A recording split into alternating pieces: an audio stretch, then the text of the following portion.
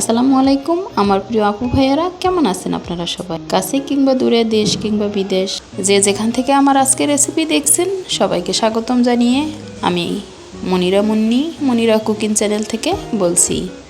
যখন আধুনিকতা ছিল না, যেমনটা ধরেন jelly powder, agar agar powder, তখন এরকমভাবে ডেজার্ট তৈরি করে গ্রাম বাংলার মানুষরা খেত। কোনো প্রকার জেলি পাউডার কিংবা আগার আগার পাউডার ছাড়াই আমি একটা ডেজার্ট তৈরি করে দেখাবো। এজন্য সম্পূর্ণ ভিডিওটার সাথেই থাকতে হবে শুরু থেকে শেষ পর্যন্ত। এখানে আমি 2 কাপ পরিমাণ চাল ভেজে নিয়েছি। চালের কালারটা কিন্তু খুবই সাদা রেখে ভেজে নিতে হবে, এতে করে ঘ্রাণটা খুব সুন্দর থাকবে। চাল ভাজা যদি পুড়ে যায় তবে তিতো লাগবে খাবারটা।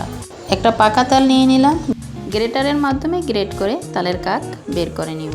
যারা একদমই নতুন, তালের উপরের বোটার অংশটা কিন্তু একটু শক্ত থাকে, এভাবে একটু থেতলো করে নিলেই কিন্তু বোটাটা আলতো হাতে উঠিয়ে নেওয়া যাবে সহজভাবে। তালের উপরের স্কিন ছাড়িয়ে নিয়ে একটা বিচি আমি গ্রেটারের মাধ্যমে এভাবে আলতো হাতে ঘষে নিলেই খুব সুন্দর একটা তালের কাক পাওয়া যাবে। এরপর একটা পাত্রে তুলে নিলাম। এখন আগার আগার পাউডার ও জেলি পাউডার ছাড়া যে উপকরণটা দিয়ে খাবারটা তৈরি করে নিব, আমরা যে পান খাওয়ার জন্য যে চুনটা অ্যাড করে থাকি সেই চুনটা এখানে অ্যাড করে নিব। এরপর অল্প কিছু পানি অ্যাড করে দিয়ে চামচ দিয়ে ভালোভাবে চুন পানির সাথে মিশিয়ে নিব।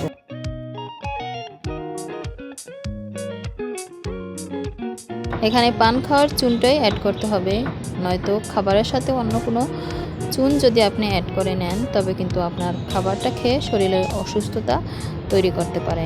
এজন্য পানের যে চুনটা আছে, পান খাওয়ার জন্য যে চুনটা আছে সেটা অ্যাড করে নেবেন। তৈরি করে রাখা তালের কাক এখানে একটা বাটিতে নিয়ে নিব।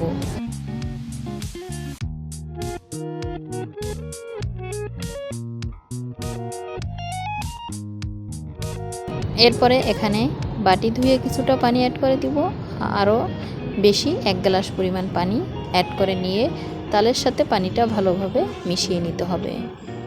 তালের জুসটা খুব সুন্দরভাবে তৈরি করে নিতে হবে, যাতে তালের পিউরিটা দলা বা গুটি পেকে না থাকে। যতক্ষণ পর্যন্ত পানির সাথে লিকুইডে পরিণত না হবে অনবরত নাড়াচাড়া করে মিশিয়ে নিতে হবে। এরকম একটা জুস তৈরি করে এবার সাইডে রেখে দিব।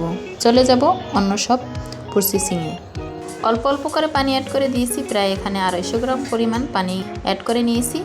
একটা বড় ছড়ানো পাত্র নিয়ে নিলাম, ভেজে রাখা চালের পাউডার অ্যাড করে দিলাম, চিনি, স্বাদ মতো লবণ ও নারিকেল করা পরিমাণ মতো নিয়ে নিব। আগে থেকে তৈরি করে রাখা তালের জুসের সাথে চুনের মিশ্রণ অ্যাড করে দিয়ে সমস্ত উপকরণটা নাড়াচাড়া করে ভালোভাবে মিশিয়ে নিতে হবে। এরপরে চিনি, চালের পাউডার, নারিকেল, লবণ সমস্ত উপকরণের সাথে তালের জুস অ্যাড করে দিয়ে নাড়াচাড়া করে মিশিয়ে নিতে হবে।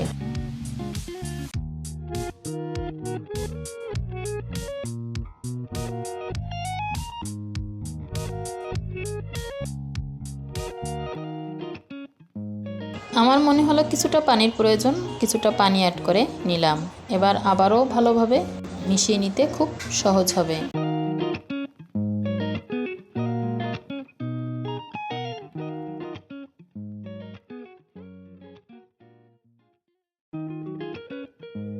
কিছুটা ছোট ছোট বাটি আগে থেকে ক্লিন করে পানিটা ঝরিয়ে নিয়েছি।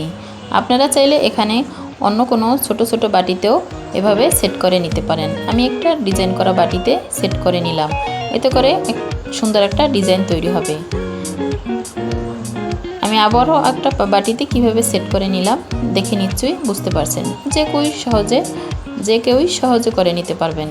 বাকি উপকরণগুলো একত্রিত করে এভাবে আলতো হাতে 4-5টা একটু মিশিয়ে নিয়ে তারপরে ঠান্ডা যে কোনো স্থানে রেখে দিব প্রায় 3 থেকে 4 ঘন্টার জন্য। এরপরে দেখা যাবে খুব সুন্দরভাবে সেট হয়ে গেছে। উপর থেকে কিছুটা নারকেল কোড়া এভাবে ছড়িয়ে দিয়ে হাত দিয়ে একটু চেপে চেপে বসিয়ে নিতে হবে। এরপর আপনি কাটিং করে নিয়ে পরিবেশন করে নিতে পারবেন। উপর থেকে কিছুটা নারকেল এভাবে ছড়িয়ে দিলাম, একটু হাত দিয়ে চেপে ভিতরে ঢুকিয়ে দিলে খুব সুন্দর দেখতে হবে।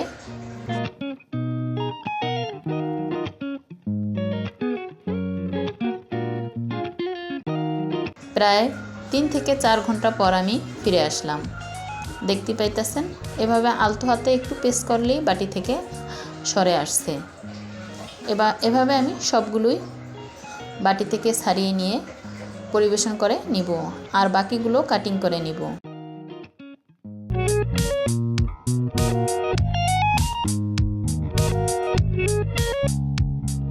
বরিশাল বিভাগের পুরানো একটা খাবার আপনাদের মাঝে শেয়ার করলাম। আপনাদের এলাকায় কে কী নামে পরিচিত, আপনারা কখনো খেয়েছেন কিনা কমেন্ট বক্সে অবশ্যই জানিয়ে দিবেন। ভাবলাম অনেক রেসিপি তো শেয়ার করলাম, তবে বরিশাল বিভাগের একটা পুরানো খাবার শেয়ার করে দেখি আমার আপু ভাইয়াদের সাথে।